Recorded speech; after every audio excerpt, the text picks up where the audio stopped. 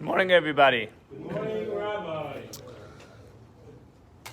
This week's parsha talks about the Menora, about the obligation of Aaron to kindle the Menora.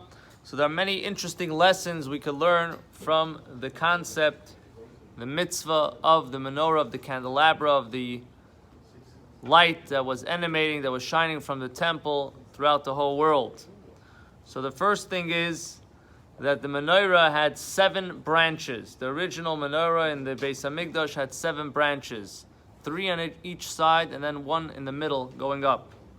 So it's explained that when Aaron would light the menorah, when he would kindle the candelabra, he would be illuminating all the souls of the Jewish people. So what's the number 7? So the number 7 are the 7 type of personalities, 7 types of souls, 7 ways to serve Hashem. And each one of them is something that we should try to see which one we connect most with. What are the 7 types of expressions or personalities that a person can serve Hashem? So the first one is ahava, love. And in love itself, there's calm love, which that's the love of a family member, child to a parent. Then you have the second level, that's passionate love. The person is all excited. It's a lot more of a feeling up and down, and that is similar to a marriage, a husband and a wife. It's a different type of love. So to Hashem also, a person can develop a natural love, and then you could express yourself with a passionate love. Then number 3 is a study of Torah. Another way of connecting to Hashem is through intellect, through understanding, through working your mind and creating an understanding and an intellectual connection to Hashem. Then comes number 4, is conquering your inner battles, both doing good and holding yourself back from doing something wrong.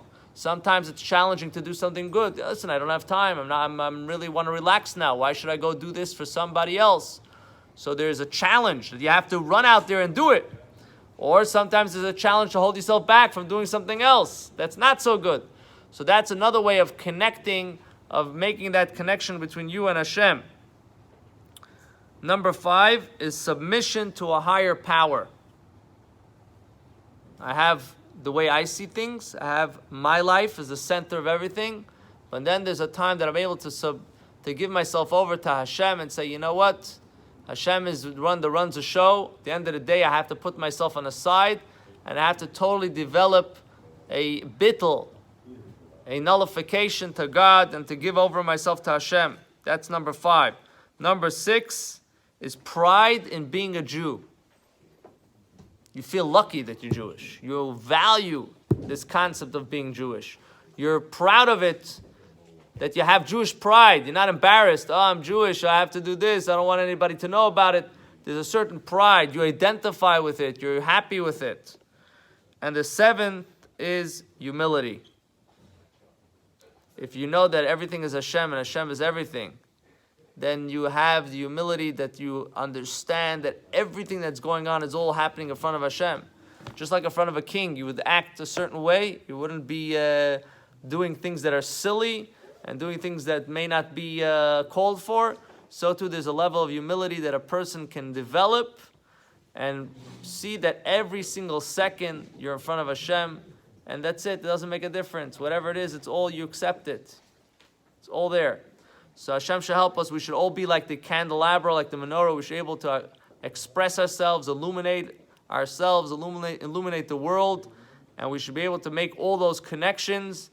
And we should be zeichet to the coming of Mashiach Tzidkenu b'mehera v'yameinu v'nomar. Amen.